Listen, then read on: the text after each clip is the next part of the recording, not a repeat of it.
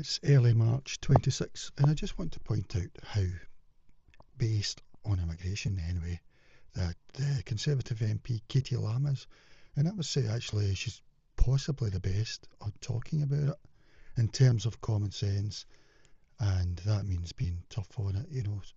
So here, this is from February the 22nd, and she's done an ex-post about the India trade deal with India will mean that it's cheaper to hire an Indian worker than a British one. So, I mean, you're talking about a Emperor's New Clothes politician here, you know. I'm wondering if she might be even more sensible on it than Reform, probably.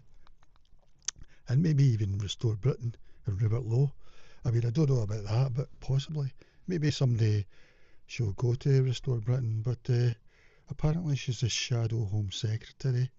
So she's for the Tories, and she's bringing out a paper in April the 17th or something, or a bill, and it's going to be really strong in immigration, and probably it's going to set the bar, really. You know, Keir Starmer set the bar last year when he talked about an island of strangers, but then he backtracked on that. But Kate seems to be the real deal. So he's just talking about a trade deal, which Modi seems to do with Western countries. Trade deals seem to include Western countries taking a lot of Indian citizens. And I think the way Modi looks at it, you know, because I'm always thinking, do you want to lose your quote best, if that's what they're meant to be or whatever? But his answer seems to be yes. I think he's taking the idea that remittance is such a big thing for him. Plus, it means they're intertwined in the West, and they can also, you're not allowed dual citizenship as in India now, but you can get something called the CAA, which is more or less makes you a citizen apart from voting, I think, or something. And I think it's only if you've got Indian heritage you would get that. So I think we should look at India's immigration policy, really, in my opinion, immigration and asylum policy, and Pakistan and Nigeria. I think we should copy theirs in a way, or look to theirs as an influence if you look at theirs. So most other countries are perfectly happy to strike trade deals without forcing us to undercut our own workforce. We should have expected India to do the same. And it is ironic because, like, you could say, well, this is doing a brain drain from India, but whereas Nigel Farage will say Brits moving away from Britain is a brain drain or whatever, or we're losing our best, quote. Modi doesn't seem to think that way with the ones moving from India to the West. And it seems that moving to the West seems to be very important if it's in a trade deal, you know, to the people, I would imagine. Maybe even Modi as well, I don't know. But, you know, personally, I think it should be the other way around. If we're all the same, we should be moving to... The only reason people should be moving is a flourishing society in a beautiful, really beautiful, warm country, you know. That's the only reason we should be moving, because everywhere else should be just the same society, flourishing, respectful, etc., you know. But it doesn't seem to be that way. Cold, wet Britain seems to be where people are coming to, so each listener has to wonder why that might be, you know. It doesn't seem normal. So here's what Katie Lam's saying about this. Instead, under the terms of our free trade agreement with India, Indian companies will be able to transfer their workers to this country more easily. Once they're here, they'll be able to avoid national insurance payments for up to 3 years. The same is true for employers. Instead, both employee and employer will pay into the Indian social security system. So that makes it much cheaper to hire Indian workers in fields like IT and engineering than to hire domestic talents. And that's Keir Starmer that done this deal. So, this is just one example. Under the government's deal, it would be at least 10% cheaper to hire an Indian worker over a British one for this job. This is absurd. The reason for this absurd arrangement is that the Indian deal includes a double contribution convention. DCCs make it easier for international companies to transfer their workforce. They're designed to stop highly skilled workers from paying into two different social security systems. So in this case, they won't be paying into the British ones once they're over here working. We already have double contribution conventions with other countries. However, these other countries tend to be either roughly as developed as the UK in the case of countries like Canada or Japan, or very small in the case of countries like Jamaica. India is by far the poorest country on the list and by far the largest. The net result of this deal will be more Indian workers in fields like IT and engineering undercutting British workers. So we're going to get another flood, really, I suppose, another mass incoming. It's probably already happening. Given the relative markets in the UK and in India, we shouldn't expect this to automatically be a like-for-like swap in terms of talent. We've seen this happen in the US already, with Indian consultancies leasing their workers to American companies who are then able to pay an Indian worker far less than they'd need to pay an American. The result has been a massive expansion in the number of lower-cost Indian workers at the expense of American workers. And here's just another on Labour's, quote, social cohesion bill plan, mostly to do with Islamophobia, I think. So here's just saying the government's plans for an Islamophobia definition are back. They've come up with a different name, but they're still planning to stifle public discussion on such gangs, FGM and terrorism. I mean, I think the left, female politicians of the left now support the burqa, but I think FGM will be just one step too far, even for them. Although you can't tell, but so the definition is a tip of the iceberg. It comes as part of what the government calls its social cohesion white paper, protecting what matters towards a more confident, cohesive and resilient United Kingdom. It acknowledges that for many living in the UK, the changes brought about by migration have been too much, too quickly, and have put huge pressure on services and housing. To me, it's not just services and housing, though. It's like Tower of Babel, or it's about values and stuff. I don't know. Is FGM? Is it for sure that that's never going to, an MP is never going to support that, or even, I don't know. It acknowledges the existence of communities in the UK living segregated or parallel lives, etc. But they still won't acknowledge the real problem. Instead, they blame the internet or gesture in the direction of economic factors or focus exclusively on the problems of the extreme right. They won't face the fact that over many decades, the level of immigration has been far too high, particularly from countries and cultures that have very different moral and behavioural norms to our own. I mean, probably I think she could get reported to Prevent for saying that, That's how silly Prevent has got now. And even Kemi Badenoch could get reported because she said some cultures are better than others, which I never thought I would ever see a Tory MP say that, I'm not judging it, I'm just saying I never thought I would say it. I mean, I have got my own opinion, although I don't feel safe enough to say anything. But put simply, the level of immigration to Britain has been too high, and we haven't been selective enough about who is able to come here. When people violate our norms, we've not done enough to remove them from the country. We've also been too tolerant of cultures which outright reject the norms which have made our country so successful. Institutions have been too nervous about acknowledging this fact for fear of being perceived as racist. Yeah, that's totally true. Almost everybody knows this to be true. The evidence is overwhelming, etc.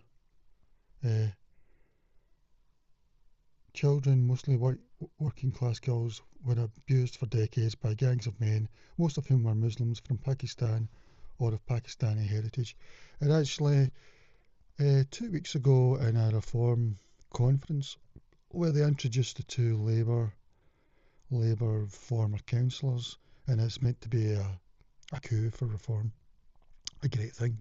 I don't know. I think it'll make their polling go down even more. But at that, Nigel Farage says, and by the way, people call them Muslim gangs, but they were actually Mirpur Pakistani gangs. That's what he said, Nigel Farage.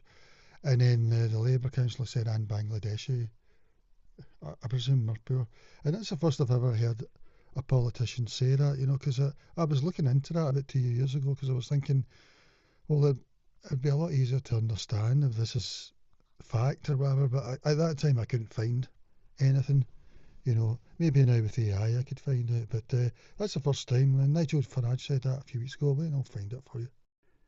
Here's what Farage said. It was about 2 weeks ago during a press conference in February 26. Nigel Farage notably adjusted his rhetoric regarding the gangs when introducing recent defectors to Reform UK, including former local councillors. In this specific appearance, he pointedly used the term Mirpur heritage, or sometimes Mirpuri heritage, rather than just the broader Pakistani label he typically employs. Farage's shift to this more granular terminology appears to be a strategic attempt to respond to two main pressures. Actually, to me, it just looked like he felt he was telling what he regarded as fact, So, but this is what Gemini's saying, countering accusation of generalisation. Yeah, I've thought of this because they call them Asian. At first they called them Asian gangs, I mean, it's a bit of a pity because Asia's a massive continent, so, and then they called it Muslim or whatever.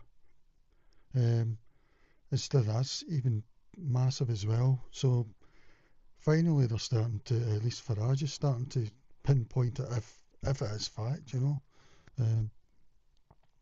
by specifying the Mirpur district, the region in Pakistan administered Kashmir, where I think he actually might have used the word Kashmir as well, but I can't remember, where a large majority of the British Pakistani community originates. Farage argued that he was being factually precise rather than broadly racist. He claimed the issue is rooted in specific cultural practices, such as biradri or kinship networks, prevalent in that region rather than the entire Pakistani population. The conference is part of a broader Machine for Government rollout in early 26, where Farage unveiled his frontbench team. Yeah, but I think it was for the Labour councillors joining. That's when I saw it anyway. The biradri argument. He argued that the tight-knit kinship networks from Mirpur allowed these gangs to operate with a wall of silence that authorities were too afraid to breach. Here's a transcript of what Nigel Farage said on February 17th, 26 at the Reform UK press conference. We are told by the mainstream media and the front benches of both the Labour and Tory parties that these gangs are just a general problem of group-based abuse. They want to water it down. They want to make it about everyone so they don't have to face the specific uncomfortable truth. Let's be precise. Let's be factually accurate, because the people of this country deserve honesty. In towns, at last, I would say, in towns like Rochdale and Rotherham and Telford, we aren't just talking about Pakistani men in a broad, vague sense. We are talking about a very specific cultural phenomenon tied to Mirpur heritage. The vast majority of those involved come from that one specific district in Pakistan-administered Kashmir. They brought with them a culture, the biradri system, that has created a wall of silence in our northern towns. A wall of silence that the Labour Party, including the councillors joining us today who saw it from the inside, were too terrified to break for fear of being called racist. I take it he's not including the councillors who joined them today or whatever. Maybe he is, I don't know, but I don't think so. By calling it what it is, Mirpuri gangs, we stop the generalisation of an entire national community and we point the rifle shot exactly where the problem lies. It is an integration disaster that the establishment has covered up for 30 years. And yeah, I've been wondering this, I've been thinking, well, is it just Pakistan or is it South Asia? Is it Asia? Is it Muslims? So even the mainstream media have let us down in this. If this is the exact truth, then You know, it's another emperor's new clothes to this sort of wall of fear that we've got about talking about these things. Anyway, back to Katie Lam, and she was talking about they're from Pakistan or of Pakistani heritage. But again, I, I would, if I was from Pakistan, if I was Pakistani British, I'd prefer if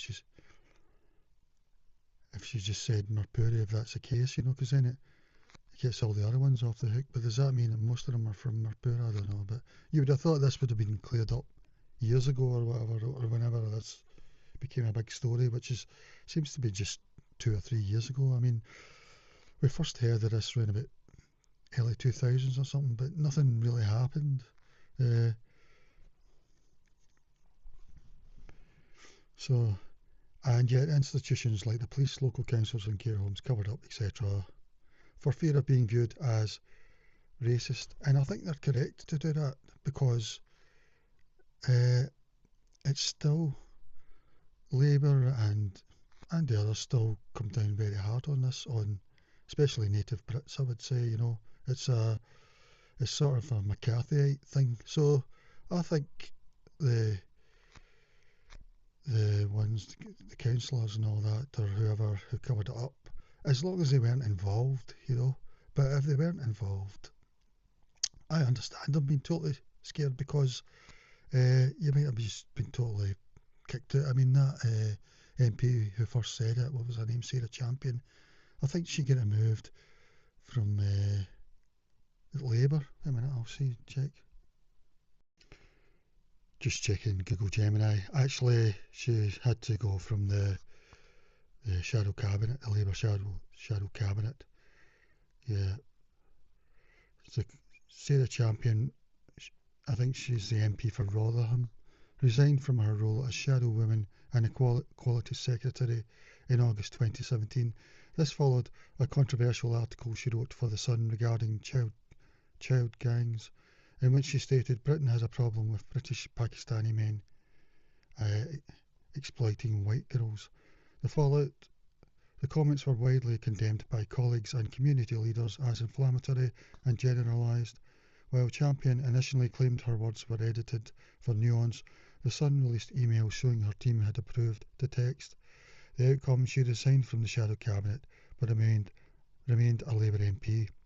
So, yeah, she's remained the MP for Rotherham. I'm guessing at some point an independent will win Rotherham. I don't know about now, but back to Katie Lam. We must have less migration and it must be more selective. In particular, we must curb the pernicious use of the family visa system, which so often results in chain migration from cultures very different from our own. We must be willing to enforce our country's norms. Those who come from abroad and who aren't willing to abide are welcome to go elsewhere. We must be willing to acknowledge the truth, regardless of how difficult, and react accordingly.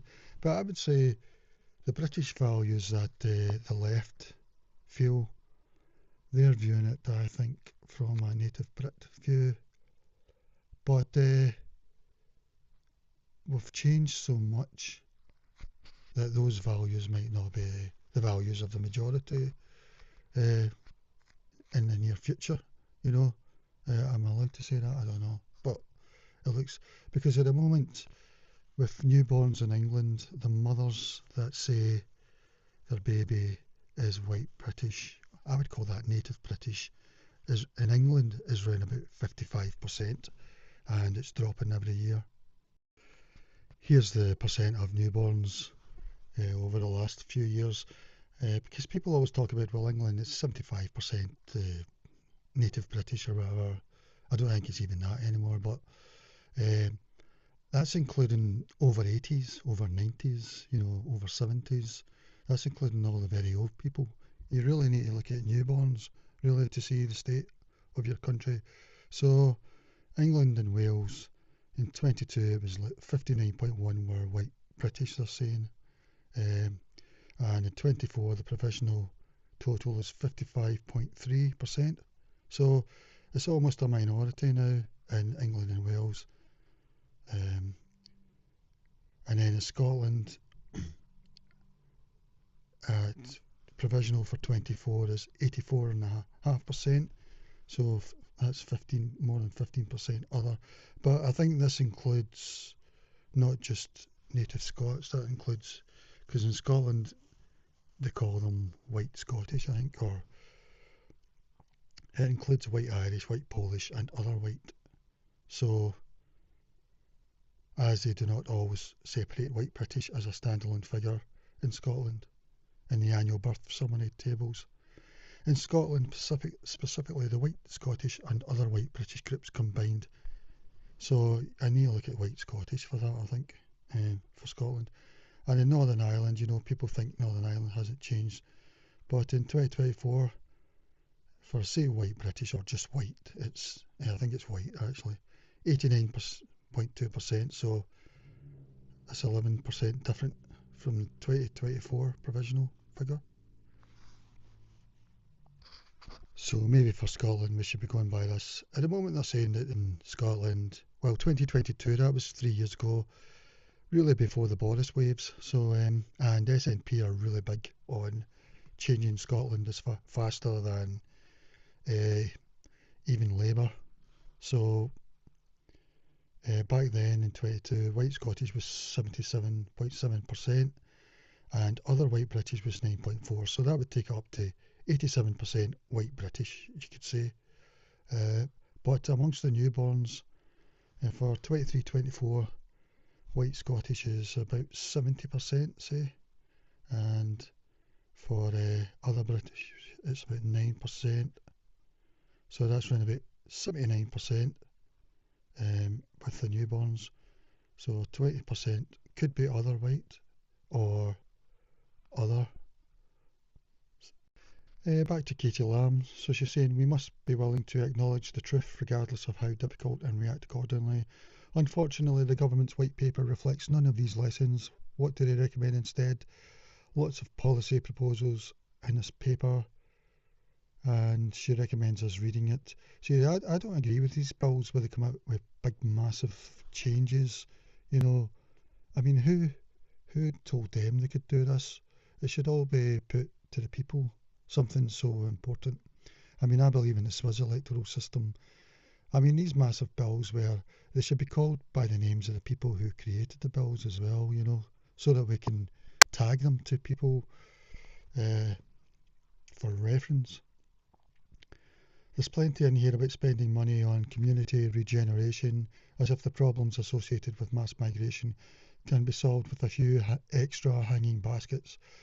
There's also plenty of totally irrelevant stuff like the pledge to work with the United Nations, Council of Europe, etc., to press for laws and policies that protect religious or belief minorities elsewhere in the world. Who are they kidding?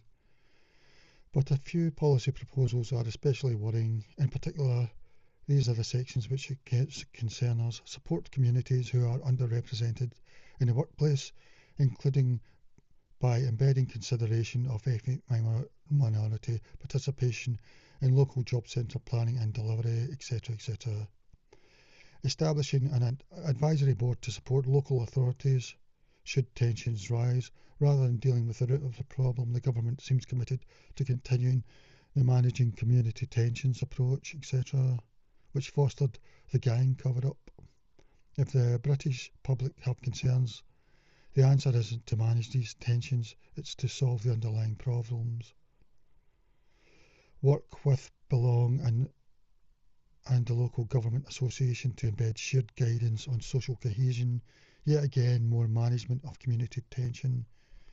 And then the next one includes diverse perspectives in public service reform through the Race Equality Unit and work with major employers, including the NHS, to encourage robust policies to respond to religious hatred, etc., across the workforce.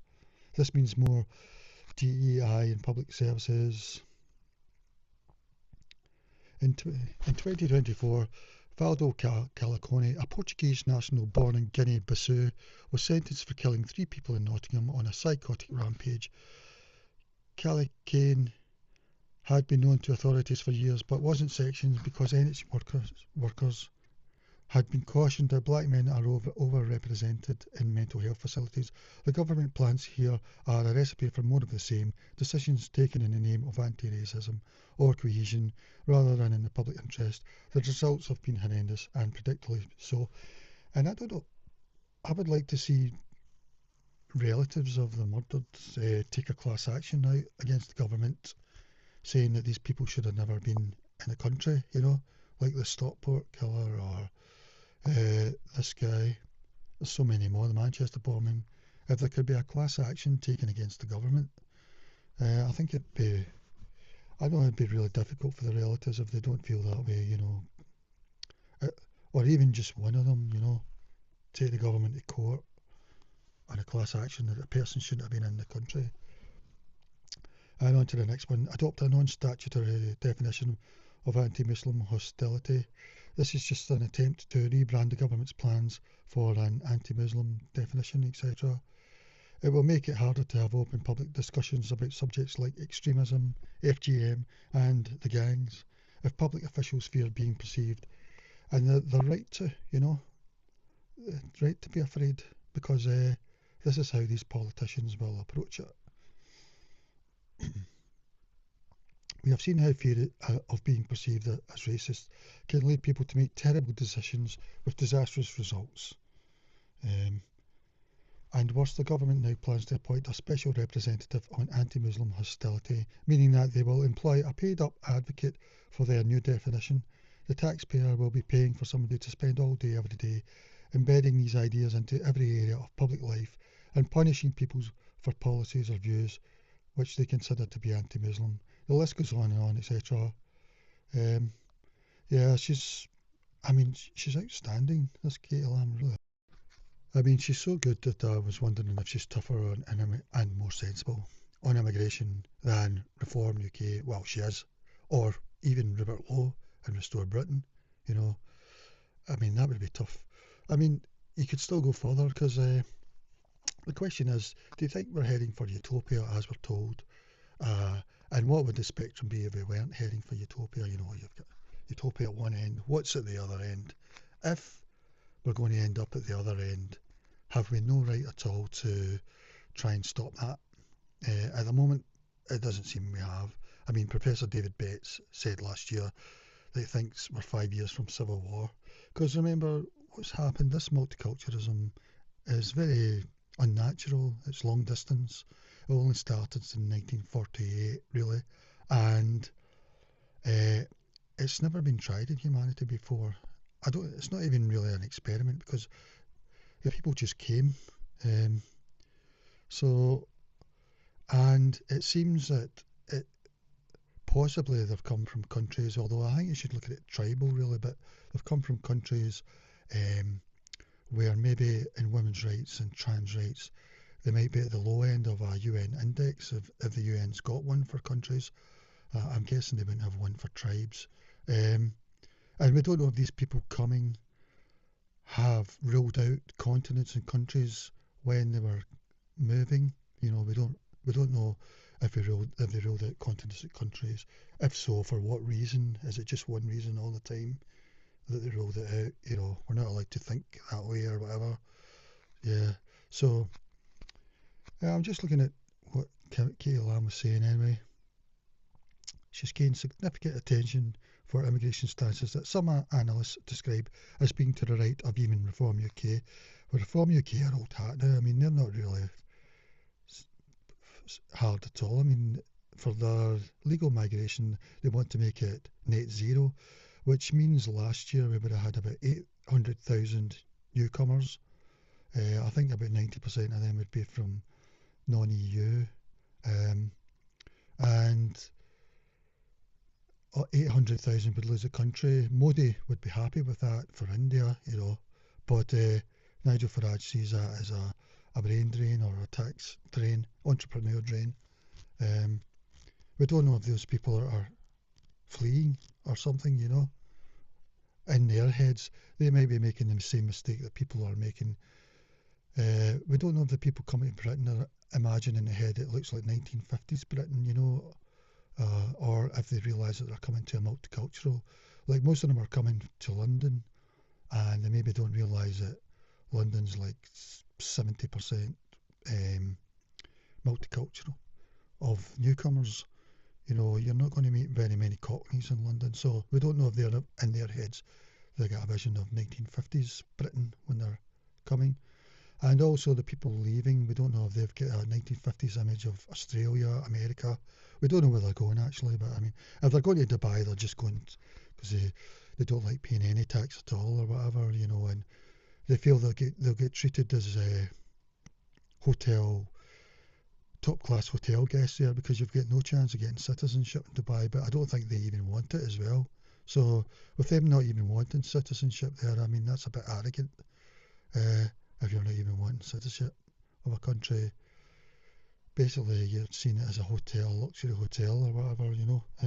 Whereas if they move to Australia or America, they're wanting citizenship if they move there. Have they got a 1950s image of USA and Australia though, or is Australia and USA going the same way as Britain, you know? But anyway, so while Reform UK generally focus on net zero migration and ending illegal crossings, Lam's recent rhetoric has extended into the territory of legal residence and the fundamental concept of asylum. She wants deportation of legal residents. In late 25, Lam sparked controversy by suggesting that a large number of people who arrived in the UK legally should have their right to stay revoked. She argued this would be necessary to ensure the country remains mostly culturally coherent. Abolishing modern asylum, which I totally agree with. I think this came about in 1951, where you were to help neighbouring countries. You weren't to help mostly countries in the other side of the world. And lots of these cases, they're not even at war. You know, Pakistan, I think, are most of our asylum cases. And probably they're claiming things like they're gay or whatever, you know. So, anyway, Katie Lam has described the 20th century concept of asylum as outdated for the 21st century. Yeah, it's like 60 years outdated. She suggests the UK should only take refugees through official UN resettlement programmes rather than allowing individuals to claim asylum upon arrival. Yes, totally. Lam emphasises that there is nothing magic about the soil and that landing in the UK, like Kemi Badenoch's parents did back in 1980 for a month to give birth to Kemi Badenoch, then they went back to Nigeria. They had no real connection with Britain. Then a year later, Mrs Thatcher done away with that, quote, loophole. And where are we now with the Tories? Like, although Kemi Badenoch's pretty based on this as well. And a landing in the UK does not automatically make someone British. She advocates for a system that prioritises cultural fit and has criticised the health and social care visa for bringing in high numbers of people who she claims do not contribute enough to cover their costs. Yeah, I think Boris's health and social care visa is the final nail in the coffin, really, of Britain, actually, really. So here's a comparison with, I think Restore Britain want to abolish asylum completely, which I agree with. I think that's what should be done. Probably you couldn't have said that 2 or 3 years ago, but now with Restore Britain saying it, you know, I hope. So legal migration, Katie Lam supports stripping status from legal residents to ensure cultural coherence. Reform UK focuses on a one-in, one-out net zero policy. Asylum, Lam views the entire concept as outdated, 20th century relic. Reform focuses on stopping the boats and immediate detention, deportation of those who are rejected, I think. Cultural stance, Lam explicitly calls for a mostly cultural coherent group. Reform focuses more on economic impact and British values. At the moment, you could say left politicians are setting the British values, but is that going to happen for much longer? You know, we've got a few independents now who might not agree with their values, you know, so, and these independents might become more and more, especially in Labour areas.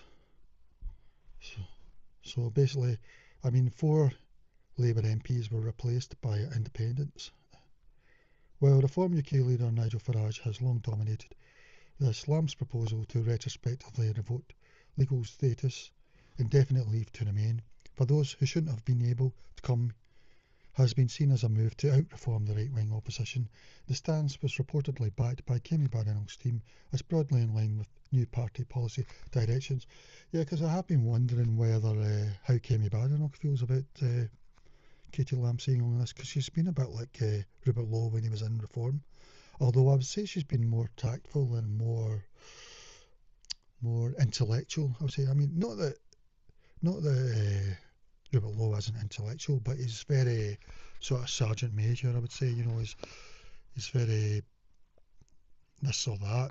Yes or no. Where I think Katie's a bit more nuanced, not nuanced, but sort of analytical. I would say. I don't know. I know it's the Restore Britain have now got like 114,000 members, and Rupert Lowe saying we've made mistakes and we will in the future, and people joining aren't expected to agree with everything they come up with, so he's really been sort of open-minded on that. I mean, I would regard him as a sort of benign dictator, in a democracy that is, but he's never going to be a dictator, but he's that sort of leader, but he lets people have their views and stuff, as long as he's a leader. People might say that's like Donald Trump, but I don't think so, because Donald Trump's all over the place, he just goes for his own sort of benefit or whatever, really. Restore Britain often focus on heritage and traditional identity, but Lam's position as a frontbench MP gives her views a specific legislative weight that has caused significant debate in the halls of Parliament. And she's the Shadow Home Secretary, and apparently on April 17th she'll be doing a second reading of a 10-minute rule bill she introduced in December 25. So that's pretty interesting. So they're saying that the Tory immigration platform is being pushed into a space that many observers describe as more radical than Reform UK. But is it as radical as Restore Britain? I mean, personally, I would like to see her move to Restore Britain, really. While Reform focuses on stopping the boats and net zero migration, Lam's proposals target the legal status of those already living in Britain. So she introduced a 10-minute rule bill in December 25 and a second reading is on April 17th. This bill is a primary vehicle for her transparency agenda. Yeah, I totally agree with this. I mean, with the dinghies coming over, we should know the country of origin that the person said they've come from. We should know that overnight. We shouldn't just have a total of how many came over. We should know what country of origin they say they come from, even if it's a lie, But in court cases, we should know how they get legal status here. Was it them? Was it their parents?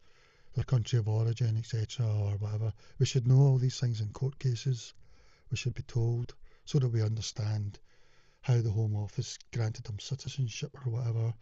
Like we say with that now, Guinea-Bissau man, he came over to Portugal, his family, because that was a former colony of the Portuguese, and they probably hung around Portugal for 5 years when we were all in the EU, and then after 5 years in the EU you can travel anywhere, so they would have moved to Britain after that, and then he became our problem. He's been locked up for life, I think, and I think cases like that, we really need capital punishment, really. I used to be for capital punishment, then I was against it because there might be mistakes, but where there's no mistake and it's just too bad. I don't believe in murderers getting out of jail, really. If they've murdered someone, why should somebody who's murdered someone get out 20 years later, however? So either, if it's not controversial enough, either lock them up for life usually, or if it's controversial, then capital punishment. Anyway, onto this, consider it, as long as it's clear cut. So, transparency requirements, this is what Katie Lam saying. The bill would force public services, including the NHS, schools, prisons and the welfare system, to routinely collect and publish data on the immigration status, nationality and country of birth of their users. Yeah, I totally agree with that, and ethnicity as well. I think um, that might even be down to tribal level, because I think a lot of the newcomers think tribal. You know, we've had Eritreans fighting each other, I think, in London, Sheffield, and to us it just looks like, well, it's just a minor thing. Maybe it's a gang thing to do with drugs or something. No, it's probably to do with something to do over in Eritrea, where they both have an ego thing going on, and so, and then we had the thing in Manchester recently where we had two Mancunians on horseback that looked to be sort of intimidating British Iranians who were celebrating Iran being bombed. You know, so these two men on horseback were probably Mancunian Iranians in favour of the the current regime or whatever. I don't know. We never find out these things, you know. Uh, so we definitely need data in every sense to understand, you know, to see. It feels like the government currently either deliberately don't tell us, or they don't collect them, or or they don't collect them. Yeah, one of those two things. Um,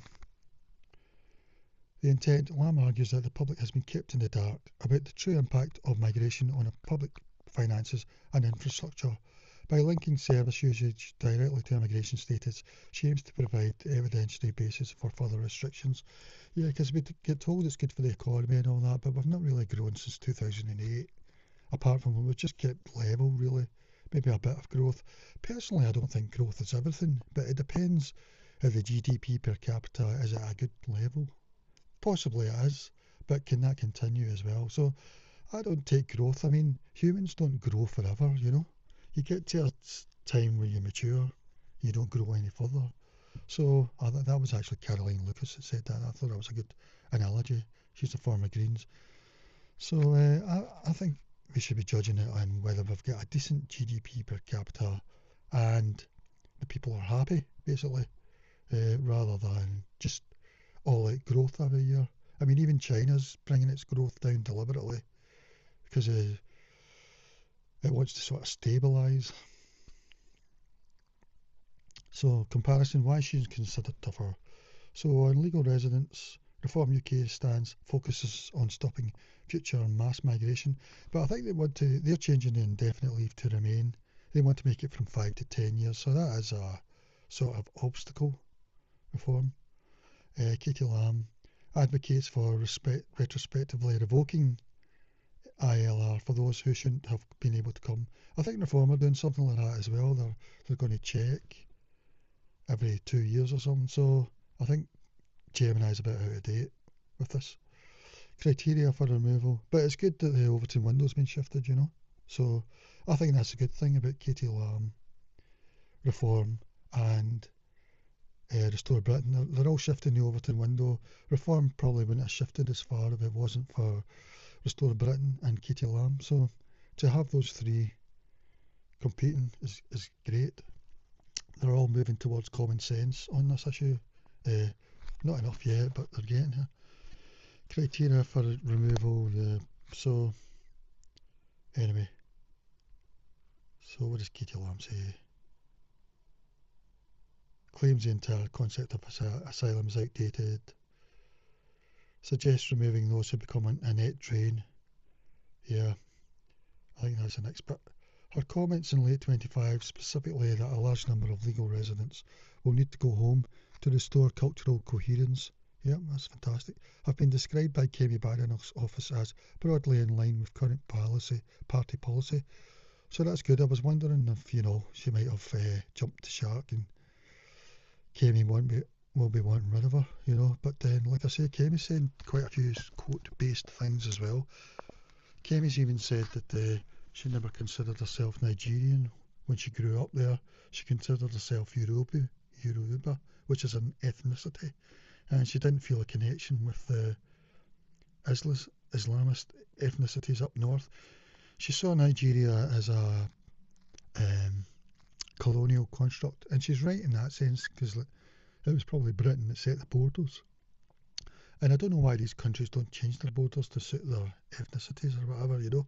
You don't have to keep the ones that Britain or France created, you know. So, but even if you took that part out, which she thought herself as Nigerian, maybe she would have.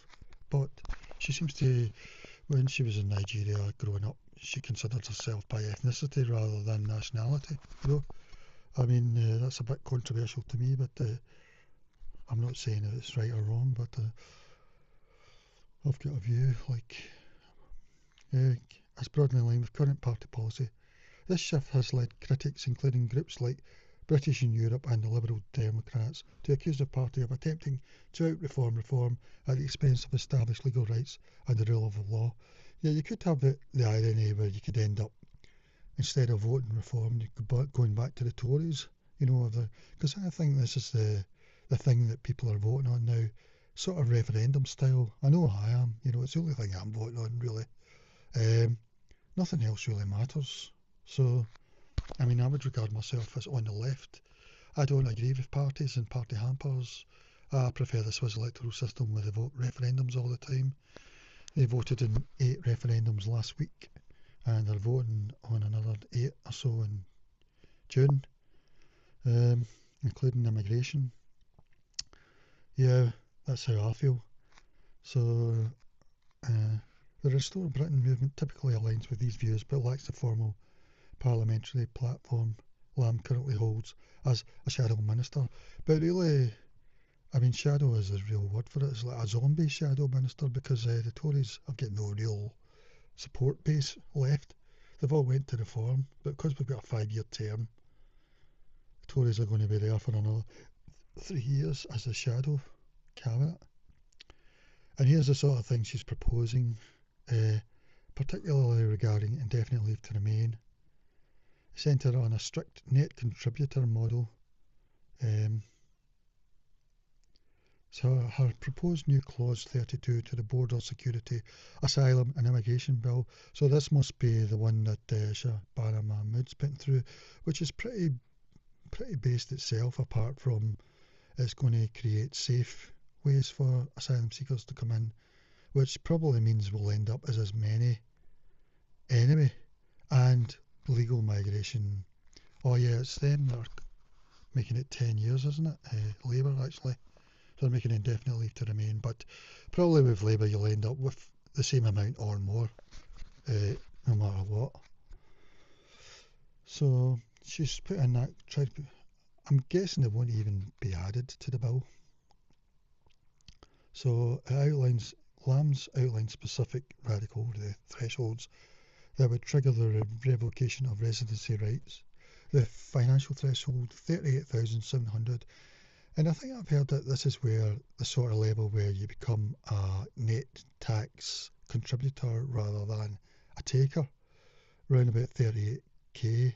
I could be wrong about that. You know, that's taken into factor whether you get anything like people underneath that might get a benefit top up, or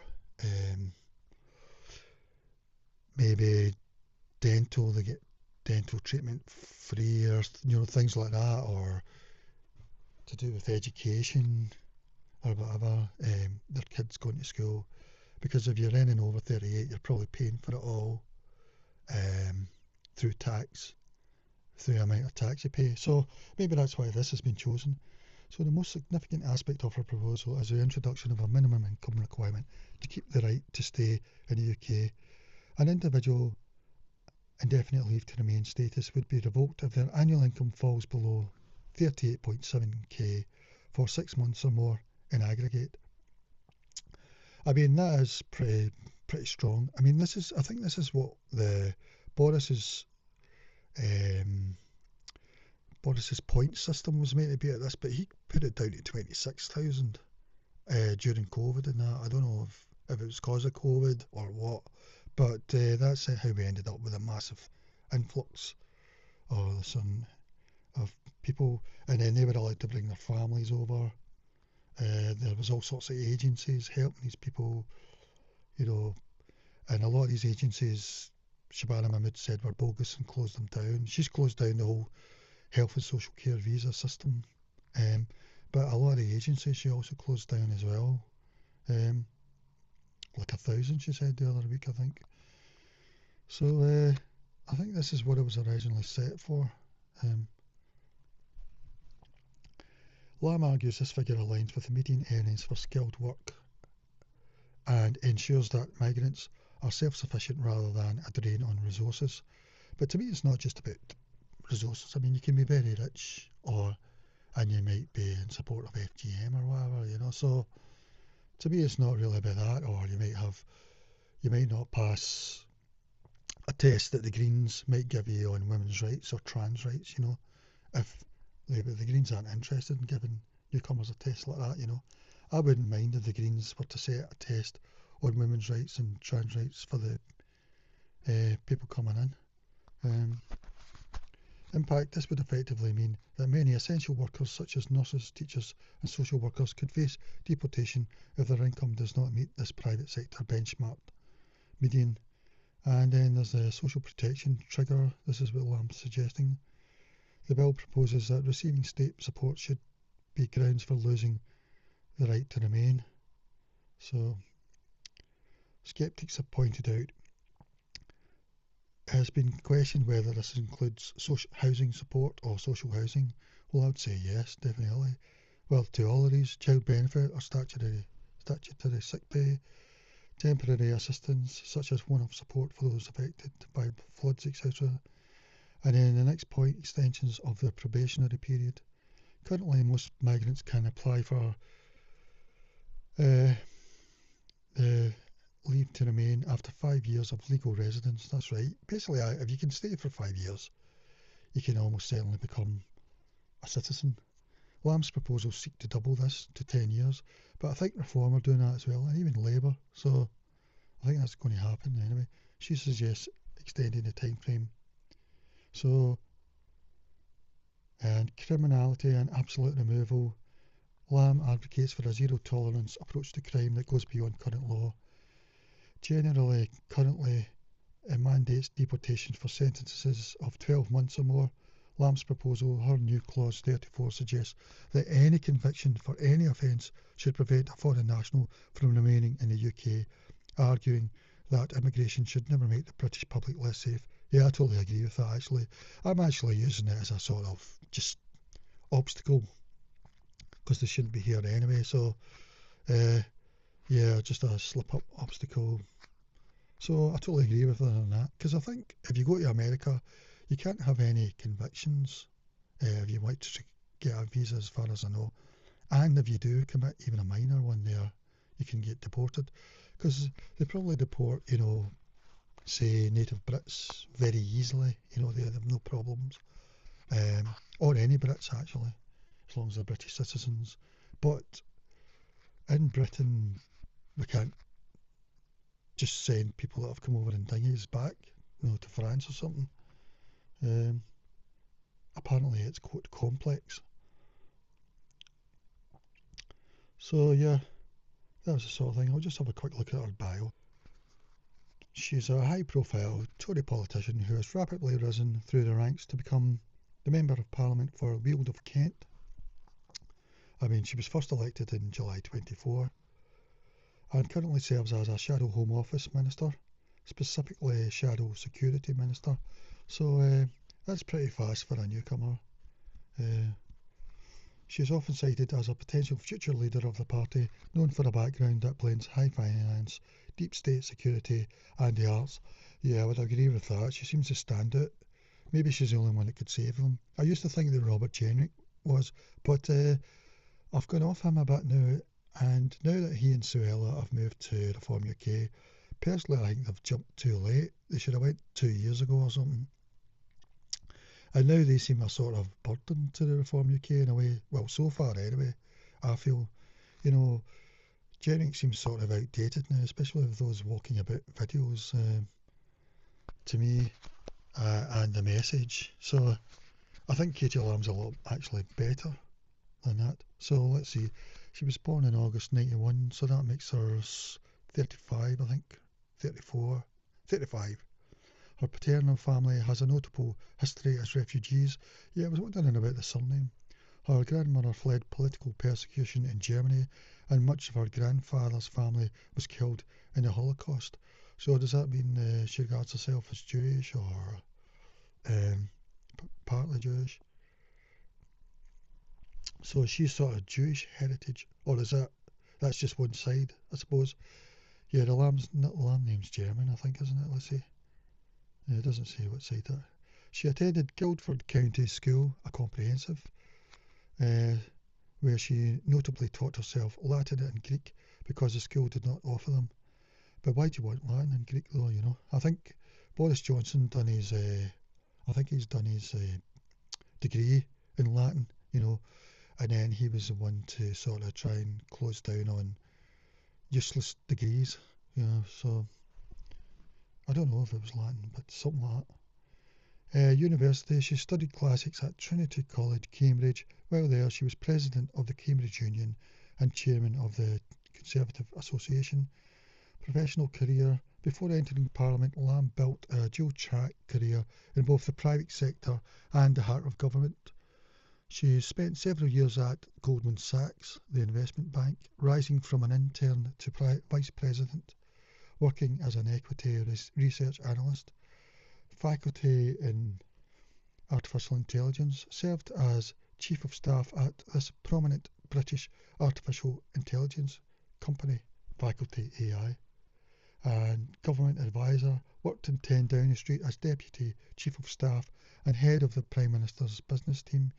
She also served as special advisor in the Home Office, focusing on national security, counter-terrorism and AI5 oversight.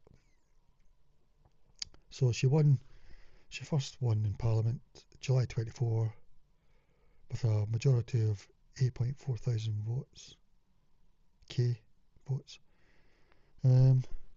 She's the opposition assistant whip and member of the Transport Committee.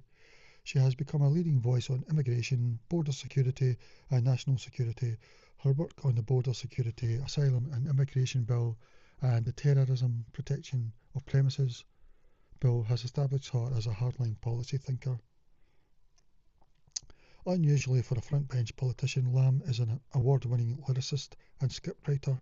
Her musical theatre work has been performed on the West End and off-Broadway in New York. I'm just looking at her ethnicity and heritage. She holds a complex view of her heritage, often using her own family's history to justify her hardline stance on immigration. She views her background not as a reason to support modern asylum, but as a blueprint for what she considers successful assimilation.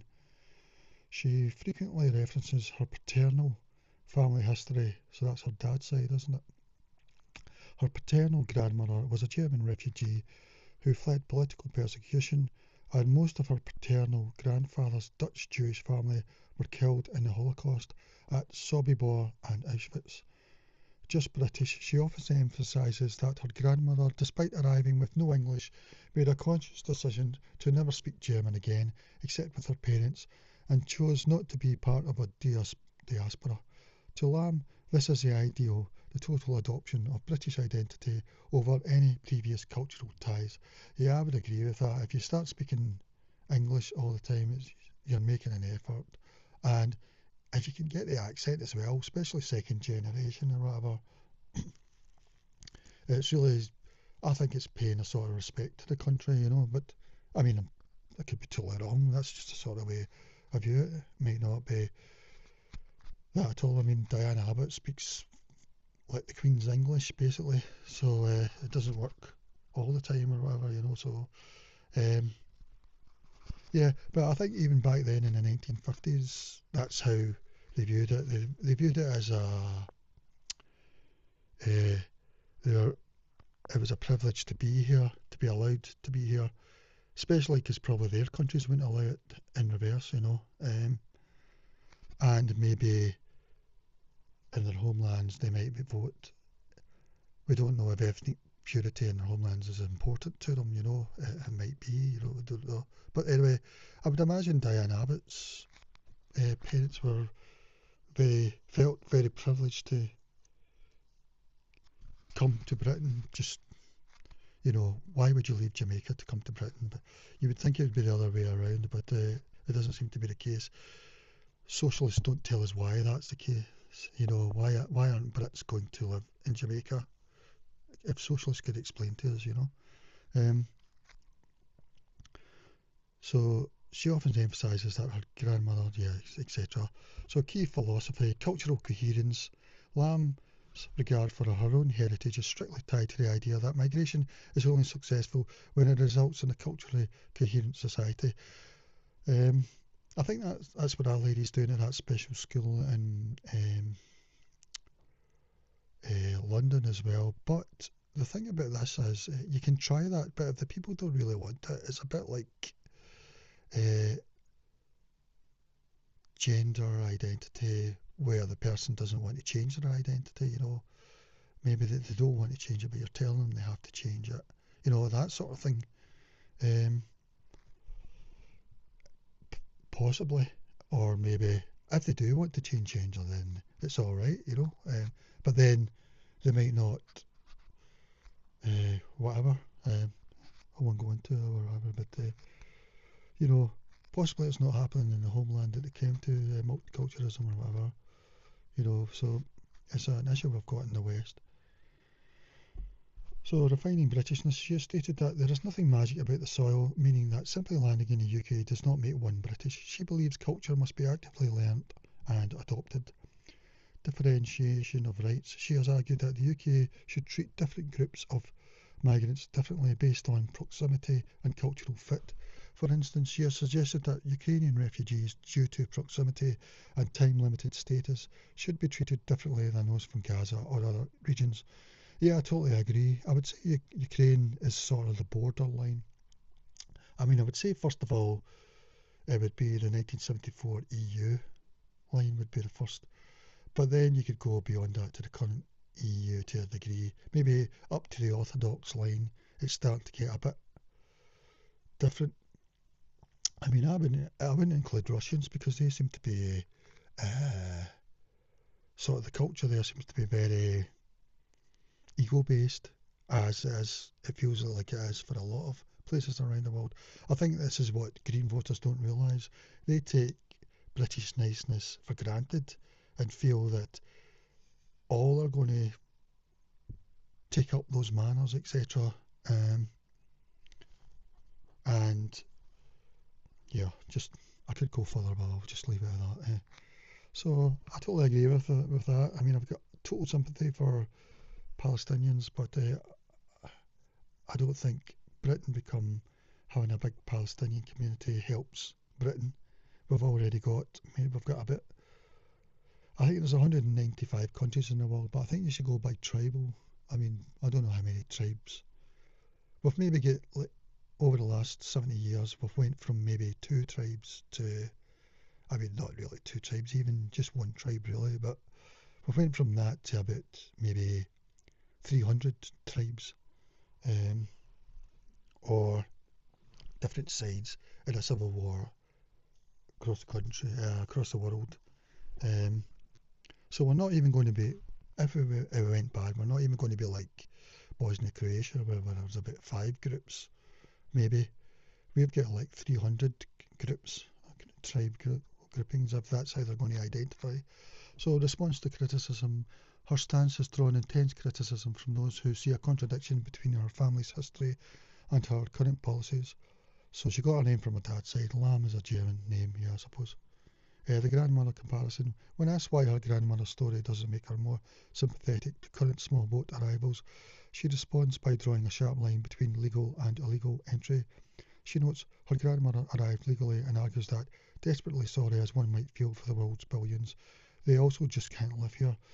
Well, I mean, I think she's on shaky ground there, you know, just because they get legally, just because the government accepts them, it doesn't mean that the people accepted it, you know, because we've not got a very democratic system.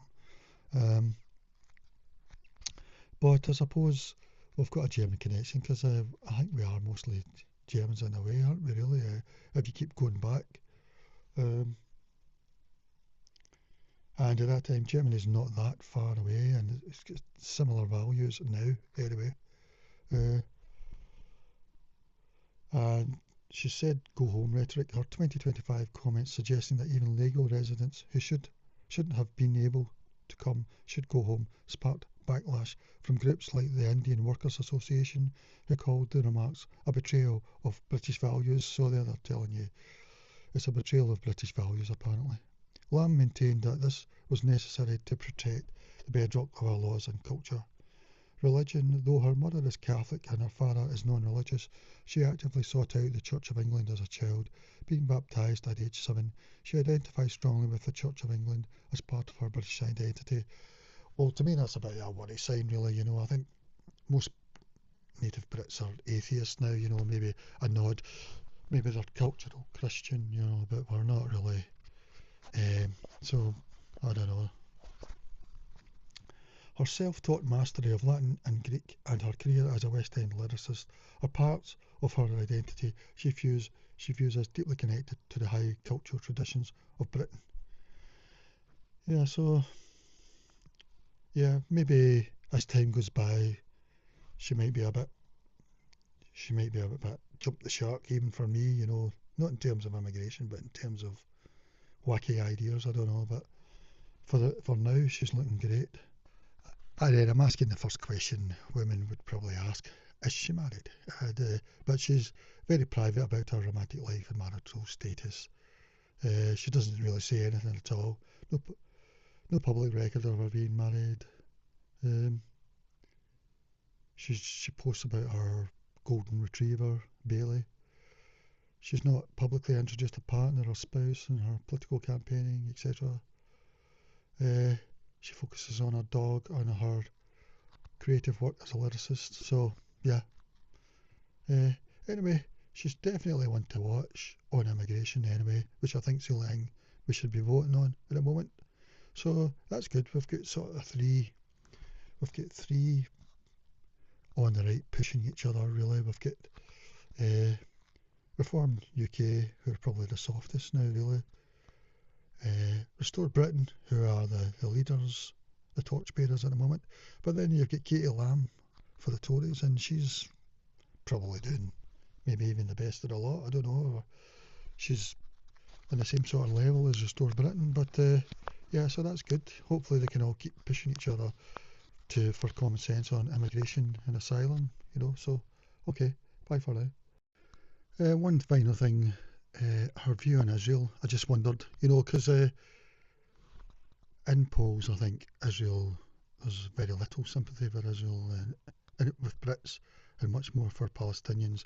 And of course, with her having one side of her family were involved in the Holocaust, but you've got Jews like Zach Balansky and Jewish Voice for Peace, who I think panels on mainstream media should always have a representative from Jewish Voice for Peace or a similar organisation when talking about Israel, so that you can see that it's not just one side that they all are agreed on that, although it seems like most are maybe like 90%, 95%, I don't know. But you've got Jewish Voice for Peace, and that's a prism that people should view Israel on as well, or Code Pink, for instance. There are other organisations. So I wondered about her view on Israel. I mean, it seems that she's a strong supporter. So that means she's very, very Tory and Labour establishment on Israel. A position informed by both her family's history and her professional background in national security. She has described Israel as the Middle East's only democracy. So I think that's it's not something that I think Israel should be regarded in probably the opposite way that she's thinking. But on immigration, I'm totally in agreement at the moment. So maybe she's a bit, I don't know, on the right across the board in every spectrum. I don't know. And Israel maintains a robust relationship with the country, essential to British security interests, in her opinion.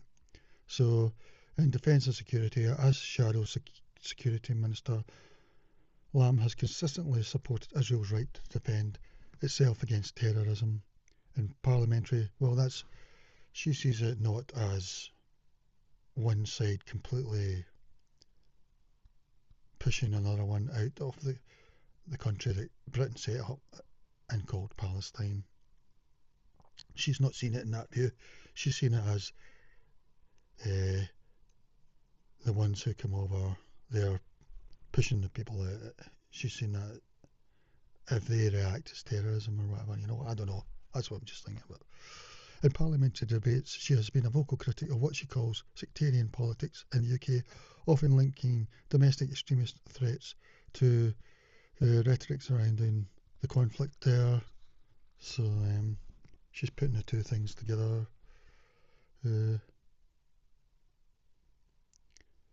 She is right in a way, because those people coming, either they care about Palestinians very much, because they're not Palestinian themselves usually, or it's a sort of ego thing and a way to sort of be against the country that you've been given citizenship of, or your family before, etc. So she is right in that, because there's three ways to view Palestine as a Brit. Either it can be an ego thing to do with your heritage. Maybe you've got less than 70 years heritage in Britain and you've been given citizenship, or your family have. And you can view it in an ego sense, or you really care about Palestinians and you're judging it in a fair point of view, which I regard myself as. I regard it as viewing it on my British sense of values and fairness. We created Palestine there. Or in a sort of socialist way, where they all seem to be anti-Britain, and anything, they support Russia, they support Cuba, that sort of thing. So that's the sort of three ways I feel that the three main paths that people can. So she's right about that possibly a lot of them are she's talking about domestic extremist threats.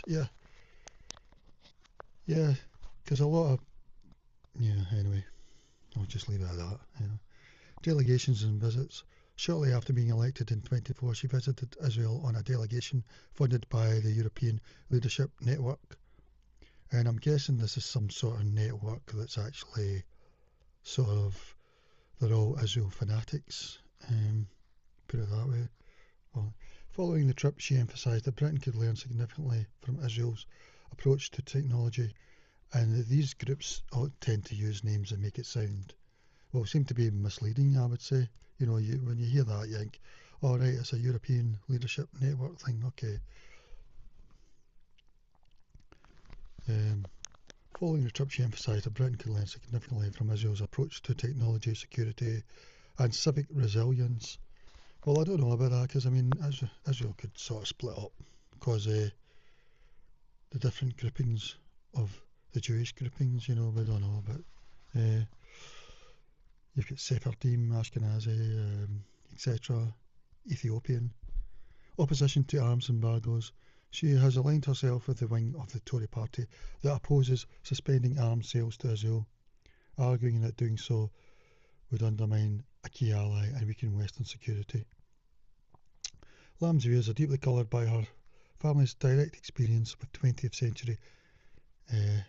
So in the Holocaust, she often mentions that most of her paternal grandfather's family were murdered, Auschwitz, etc., in the Holocaust. This personal history has led her to view the security of Jewish state as a moral and historical necessity. Well, I think Zach Polanski's were also, a lot of them were murdered in the Holocaust, but he's viewing it the total opposite from her. And so is Jewish Voice for Peace, or groupings like this. You don't need to view a thing, if you think just on the past or whatever, you can view it possibly in terms of a sense of fairness or whatever, Britain created Palestine, and the rest is history, really, how it's turned out. Assimilation versus diaspora. As noted previously, she admires her grandmother's choice to fully assimilate into British life. She often applies this integration logic to her foreign policy, arguing for a world of strong sovereign nation states rather than the outdated international rules-based order. Yeah, I mean, I totally think of that, but international rules-based, you know, these were sort of left-wing, but the problem, I think, was immigration in that, where they were really wanting to open borders. But people are only moving really from one region to another, you know. It seems to be one way. Um, Criticism of domestic protests. So she's against the pro-Palestine marches, etc. I wouldn't even call it pro-Palestine. I would call it Palestine sympathy, really, for what they're going through. She has characterised some elements of these protests as single biggest extremist threat to the UK. She has frequently highlighted the chilling effect that threats related to the conflict have had on female politicians, calling for more aggressive policing of what she describes as hate-filled demonstrations. Well, I mean, she's saying the exact opposite of what she's saying in terms of other things, you know. I mean, really, we need free speech. I don't think what they're saying is anything like that. So, on that subject, I think she's very outdated and very chilling in a way, really, probably. As in, she wants to chill free speech on it, probably. Something that's, you know, I view differently what's happening.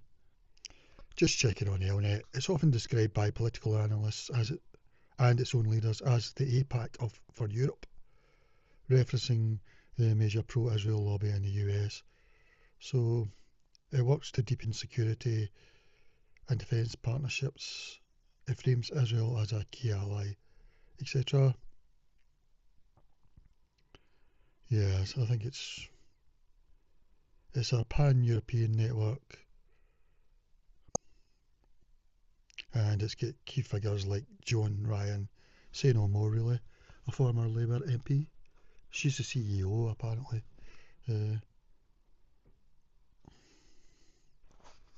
Elnet describes itself as non-governmental, independent organisation, but it maintains very close ties with the Israeli state to achieve its goals of strengthening Europe-Israel relations.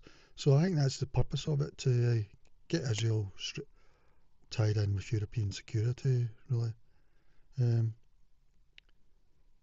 So it does conferences with the Israeli Ministry of Affairs. It's a private non-profit, so that means it's a sort of charity status. Elnet is known for ability to provide European lawmakers with unfiltered access to the highest levels of the Israeli state, including meetings with the Prime Minister, senior IDF commanders, etc., etc. Strategic ties, presence in Israel. It has a central hub office in Tel Aviv. Recent controversies. Critics point to overlaps between Elnet's leadership and the administrations of Israeli political figures, suggesting it serves as a sophisticated public diplomacy, a Hasbara arm for the state. Funding loopholes. Some investigations have highlighted how Elnet sponsored fact-finding trips allow foreign government influence to sidestep standard regulations on political donations in European countries.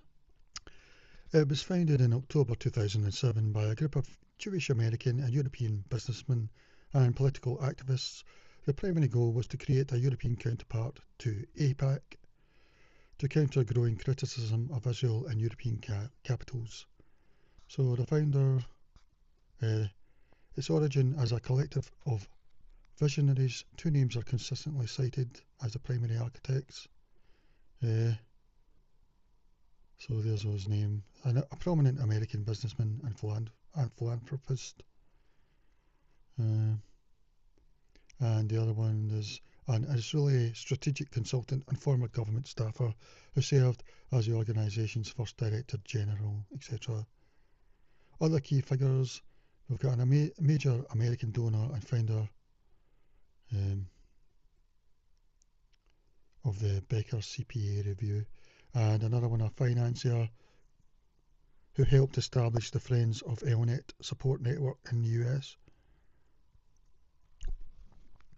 And the strategy, the most effective way to influence European policy was not through public rallies, but through direct high-level engagement with political and security elites. The organisation is designed as a decentralised network of independent offices to ensure that the advocacy felt local to each country rather than like a foreign lobby, etc., etc.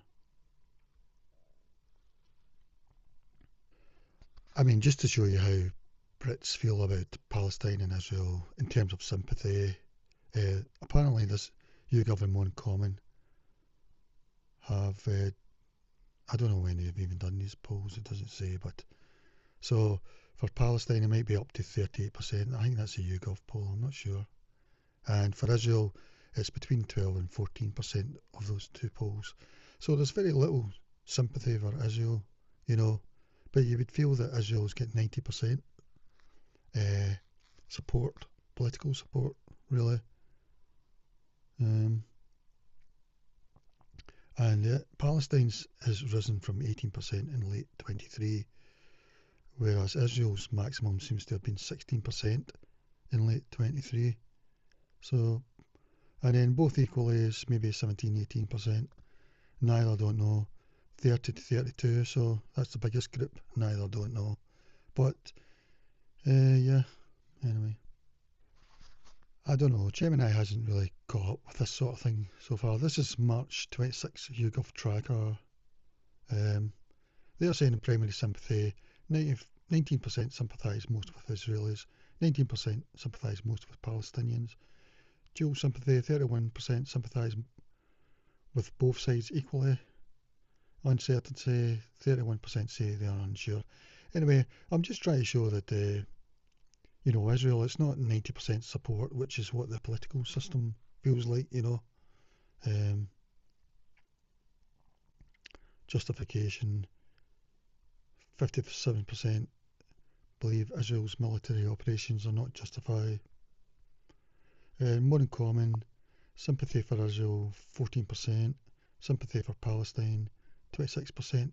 This was in late 25, early 26.